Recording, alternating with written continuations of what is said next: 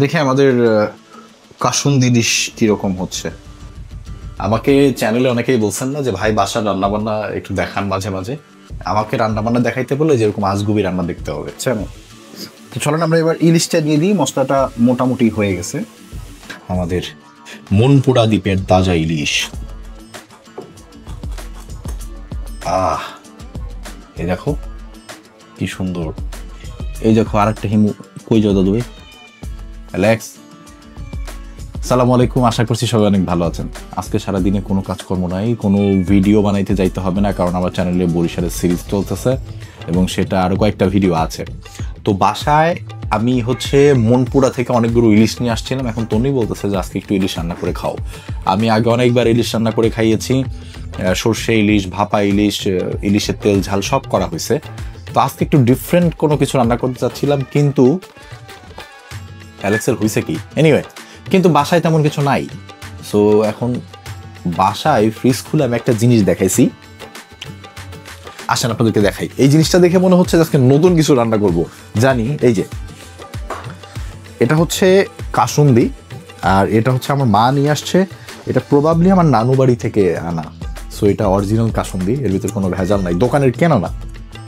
এখন জানি এই কথা শুনলে অনেকে আমাকে এখন অনেক বকা দিবে। আমি আজকে এই কাসুন্দি দিয়ে ইলিশ রান্না করব। কাসুন্দি ইলিশ, এটা নতুন ইনভেনশন আমার। আমি জানি না আমরা খেতে পারবো কিনা, বাট ফার্স্ট টাইম আমার মাথায় আসছে যে আমি যদি সরিষা ইলিশ রান্না করতে পারি। কাসুন্দিতে প্রচুর পরিমাণে সরিষা থাকে, একটু হালকা টকটক হয়, একটা আলাদা ফ্লেভার থাকে। কাসুন্দি দিয়ে যদি ইলিশ রান্না করা হয় খেতে কেমন হবে? তো আসেন একটু দেখি আমরা কি কি নিছি। এইটা হচ্ছে আমাদের ইলিশ। এই ইলিশটার সাইজ হচ্ছে মনে হয় 600 থেকে 700 গ্রাম। এটা আমি ভোলার মনপুরা দ্বীপে একদম মানে ঘাটে যেখানে জেলেরা ইলিশ নিয়ে আসে ওদের থেকে ডাকে জিতে কিনেছে। এরকম একসাথে তিনটা ছিল, তিনটা ডাকে জিতে 1500 টাকায় পেয়েছিলাম। সেই ইলিশ আছে, কাসুন্দি আছে, আর মশলার মধ্যে এখানে আমি একটু পেঁয়াজ আর কাঁচামরিচ একসাথে ব্লেন্ড করে নিব। এখানে মশলার পরিমাণটা খুব কম দিব, এই জন্য অল্প পেঁয়াজ, 2-3টা কাঁচামরিচ আমি সেটা ব্লেন্ড করব। সাথে এখানে লবণ যাবে, গুঁড়া মরিচের গুঁড়া হয়তো একটু যাবে, একটু হলুদের গুঁড়া যাবে, আর হয়তো সামান্য পরিমাণে একটু জিরার গুঁড়া যাবে। রেসিপিটা পুরোপুরি যদি দেখতে চান আর আমাকে বকা দিতে চান, পুরোপুরি দেখতে হবে ভিডিওটা। এখন ইলিশ তো কেটে রাখলে ফ্রিজে সেটা ভালো থাকে না, তো ইলিশটা এইভাবে আছে। আর আমার তন্নি, উনি অবভিয়াসলি মাছ এতটা কাটতে পারেন না, সো আমাকেই করতে হবে। তো তার জন্য আগে আমরা আমি চামচ দিয়ে কেন ছাড়াচ্ছি, এটা ফ্রিজে ছিল। তো ফ্রিজের মাছ যদি আপনি এই বটি দিয়ে ছাড়াইতে যান তাহলে মাছ নষ্ট হইতে পারে। আর এই বটি আমার বাবার হাতের বটি। বাবা আজ নাই, কিন্তু মা এই জিনিসগুলো রেখে দিছে। এইগুলা যদি বলি মা একটা ভালো বটি কিনে দিই, না, সেটা কেনা যাবে না, কারণ এটা আব্বুর স্মৃতি। আমার বাসায় আরেকটা জিনিস আছে, এরকম একটা কড়াই, যে কড়াইয়ের বয়স আমার থেকেও বেশি। আজকে না ওই কড়াইতে আমরা কাসুন্দি ইলিশ রান্না করব। ঠিক আছে, আগে ইলিশটা কাটি। এই ইলিশের আঁশটা ছড়াই নিছি, এখন একটু ধুয়ে নিই। বাসায় অবশ্য মা নাই, তো যারা মাছের আঁশ ছাড়াইতে গেলে অনেক প্রবলেমে পড়েন, তারা এরকম কাঁটা চামচটা তন্নির বুদ্ধি, নর্মাল চামচ দিয়েও করা যায়, বাট কাঁটা চামচ দিয়ে আরো বেশি ভালো হয়। তো কাঁটা চামচ দিয়ে ট্রাই করতে পারেন, খুব সহজে মাছের আঁশ দেখেন কি সুন্দর করে মাছের আঁশগুলো ছাড়াই গেছে, মানে একটা আঁশও নাই কোথাও, একদমই সুন্দর হয়েছে। ইলিশ মাছের যে এই যে কাঁটাগুলো, এগুলো আমি দেখতাম যে এগুলোও কাটতো না, এগুলো থেকেও নাকি সুন্দর ঘ্রাণ আসে, এটা আমার এক ফুপু বলতো। বাট আমি একটু এগুলো কেটে নিতে চাই। এগুলো রাখলে মানে দেখতে আমার কাছে একটু কেমন যেন লাগে।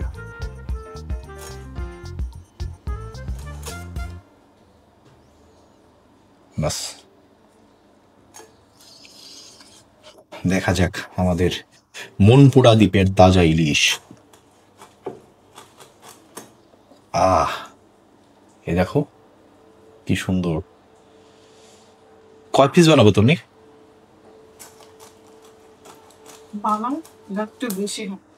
ডিম আছে এটার ভিতরে হালকা, 1 পিস,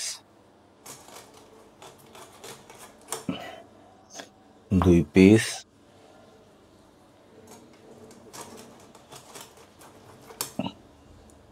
3 পিস,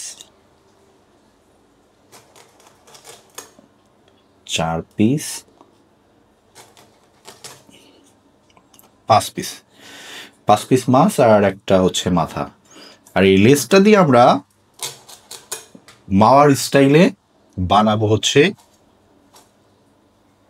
লেজ ভর্তা, সেটা আর একটা স্পেশাল হবে। তো মোটামুটি এই হচ্ছে 1 2 3 4 5 5 পিস মাছ, একটা মাথা, একটা লেজ। মাথা থেকে একটু এটা কেটে নিই। মাথা দিয়ে আমার কাছে সবসময় ইলিশের একটা হয় না, ওই যে সবজি, ইলিশের মাথা দিয়ে সবজি বা রান্না করলে আমার কাছে খুব মজা লাগে। মাথাটা আমি এইভাবে না কাটলেও পারতাম, বাট যেহেতু আমি এটা দিয়ে ঝোলের ভেতরে দিব, এই জন্য আমি এইভাবে করে নিলাম।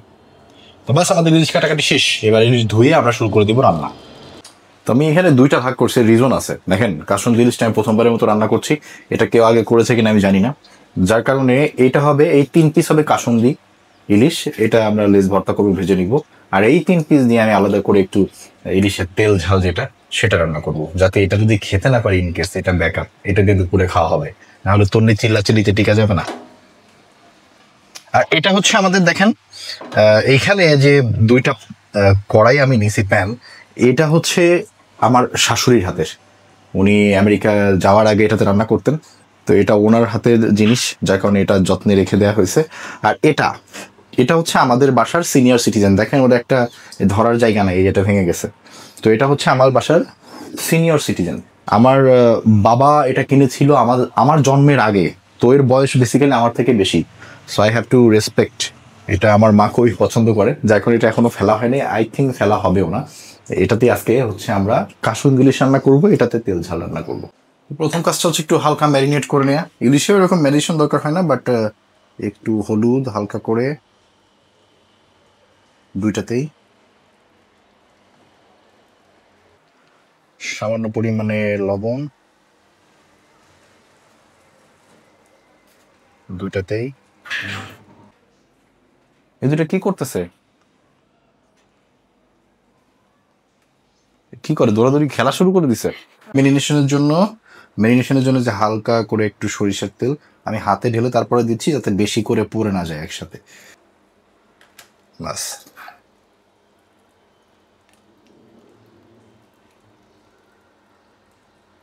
বাস, এটা এই পর্যন্তই থাক। সরিষার তেলের ব্র্যান্ড দেখায় না, আমরা ফ্রি প্রমোশন করবো না, টাকা পয়সা দিচ্ছে আমাদেরকে প্রমোশন করার। মেনশন করে রেখে দিলাম। নাও শুরু করবো আমাদের রান্না বান্না। চুলাটা আগে জ্বালাই।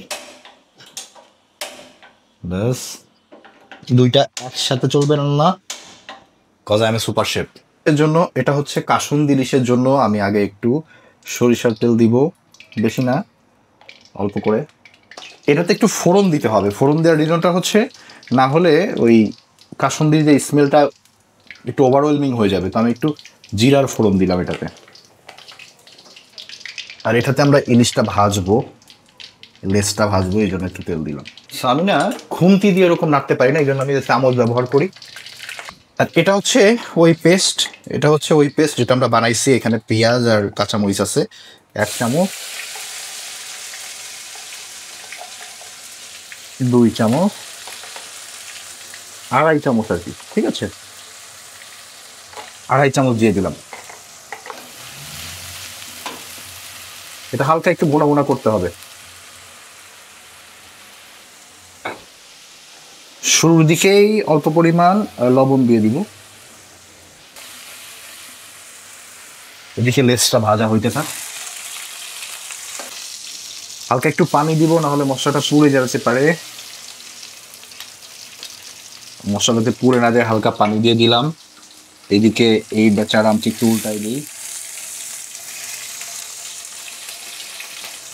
এরপরে আমরা দিব গুঁড়া মশলা। এটা হচ্ছে জিরার গুঁড়া দিচ্ছি, মানে 1 টেবিল স্পুন পরিমাণ, বেশি দেওয়া যাবে না। সাথে 1/2 টেবিল স্পুন পরিমাণ দিয়েছি হচ্ছে মাত্র হলুদের গুঁড়া। আর আমি এখানে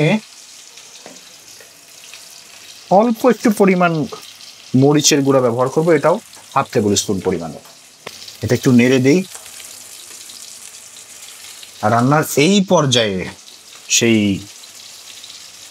কাসুন্দি এটা একটু দিব, বাট কাসুন্দিটা আমি একটু চামচে ঢেলে নিই। এই যে এটা আর একটু দিব, না হলে ফ্লেভারটা আসবে না।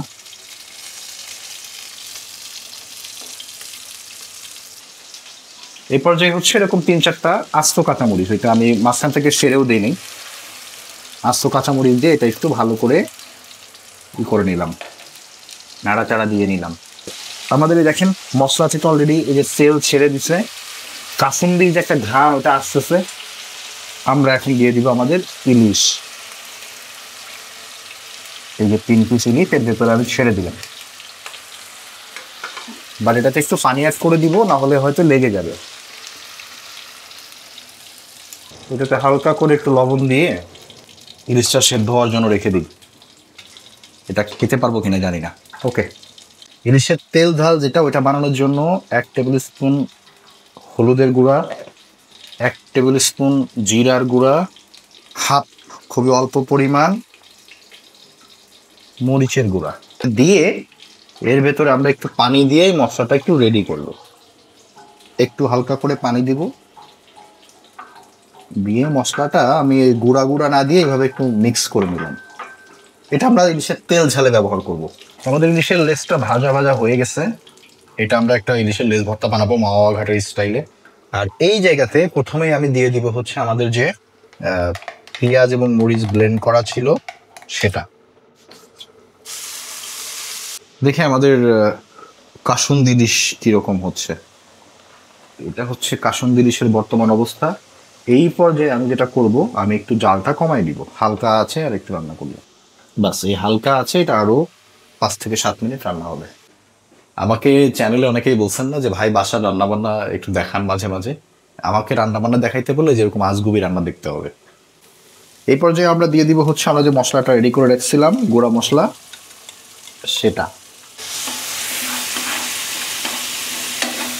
আচ্ছা, তো চলেন আমরা এবার ইলিশটা দিয়ে দিই। মশলাটা মোটামুটি হয়ে গেছে। ইলিশটা দিয়ে আমরা একটু পানি দিয়ে দিব। এটাই দেখেন পানি যে পরিমাণ দেয়া, আর এখন ঢাকনা দিলে এটা কাইন্ড অফ ইলিশ ভাপা টাইপের হয়ে যাবে মানে। আর এদিকে আমাদের কাসুন্দি ইলিশ হয়ে গেছে আই থিঙ্ক। বাহ, কাসুন্দি ঘ্রাণ আসলে একটু খেয়ে দেখি তো, দেখি।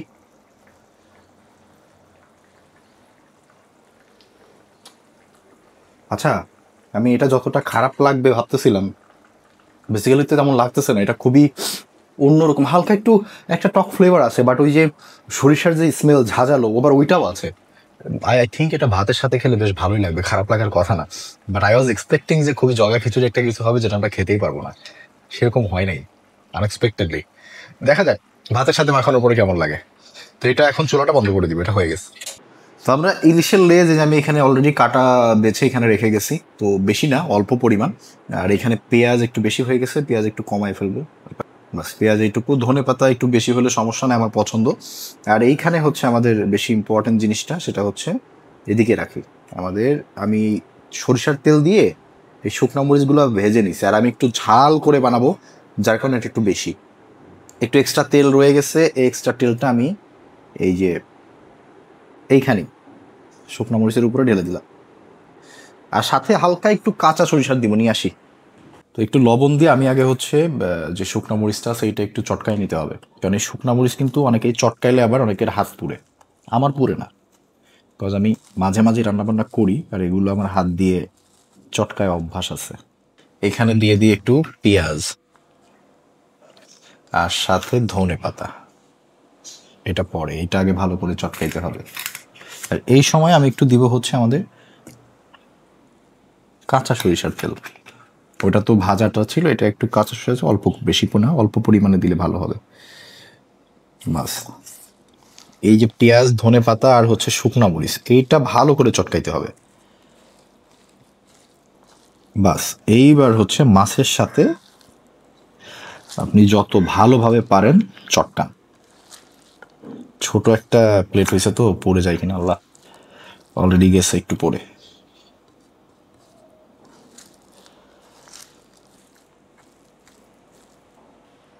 একটু খাই দেখি।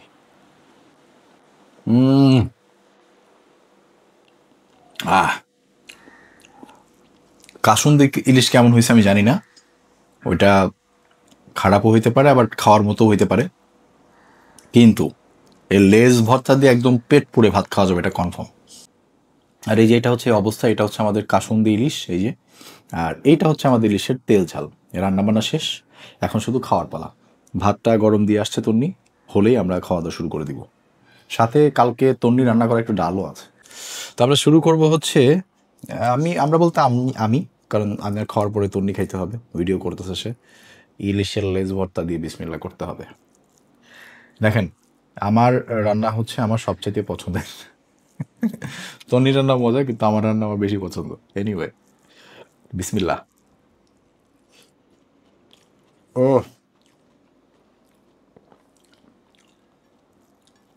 মামাঘাটের মামাদের হাতে লেজ ভর্তা ফেল।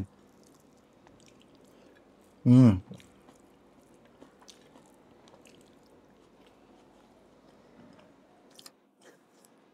মন খুলে নিজের রান্নার প্রশংসা করতে হবে, বাট জেনুইনলি অনেক টেস্ট হয়েছে। লেজ ভর্তা আরও খাবো আমি, বাট বেশ ঝাল ঝালও হয়েছে। তার আগে হচ্ছে আজকের আমার ইউনিক যে আইটেম, কাসুন্দি দিয়ে ইলিশ, এটা তো একটু ট্রাই করতেই হয় নাকি। এই যে, আহ, যারা এই ভিডিও দেখতেছেন আমি জানি অনেকেই অলরেডি আমাকে বকা দিচ্ছেন, কিন্তু একটু ইউনিক কিছু তৈরি করতে গিয়ে ভয়ে ভয়ে আছি। বিসমিল্লাহ।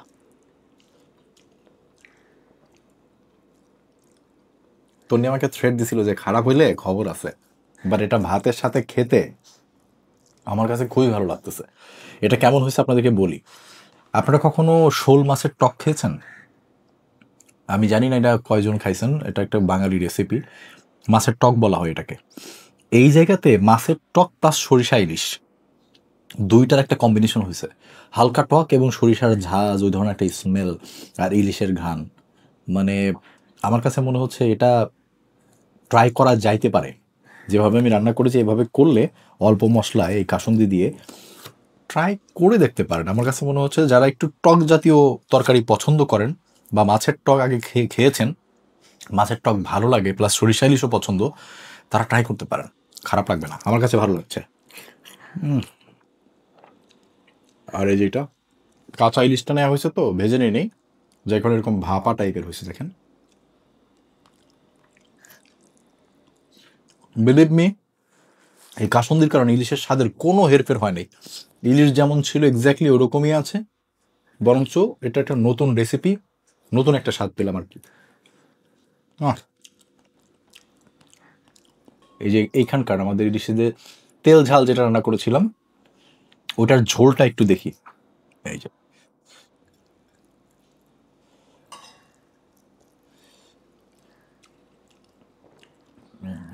হুম, এটা হচ্ছে একদম কম মশলার ইলিশ। আমরা যেটা রান্না করি, তেল ঝাল বেসিক্যালি একটু কম মশলা দিয়ে করতে হয়।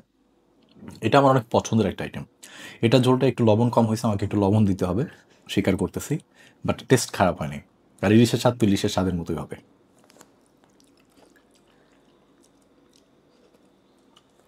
ঠিক আছে, বাট যারা আমাকে অলওয়েজ বলতেন যে ভাই বাসায় কিছু রান্না করে দেখান, এই যে দেখালাম, এখন কেন বকা দিচ্ছেন বলেন তো? এখন রান্না যদি করি, এমন কিছু করি যেটা আগে কেউ করে নাই, ওই চেষ্টাতেই এই রান্নাটা করছি। But to be honest, kasundi জিনিসটা মোটেও খারাপ লাগছে না খেতে, আমার কাছে বেশ ভালো লাগছে।